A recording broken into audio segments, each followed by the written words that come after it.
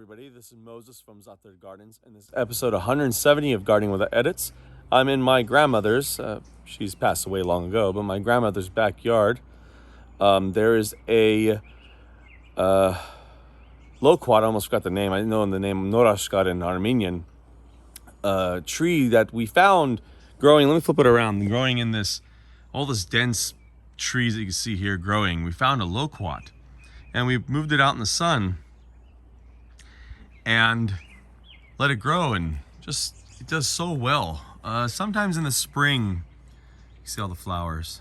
Not many people have seen these flowers before, so I'm zooming in on them. Sometimes in the spring, though, it can get really, really bad with insects under the leaves. I didn't realize how tall the tree was. But yeah, so if you've never seen up close what the flowers of a Loquat look like, let's see if I can go even closer. I'm getting this is the iPhone 12 Pro Max. I'm getting the iPhone 14 Pro Max, so many names, in about 3-4 weeks. So the image quality is gonna be even higher than this. Just pretty, isn't it? Let me go ultra wide. Let me back up. You can hear the birds. I used to love relaxing here. Yeah, a lot more trees.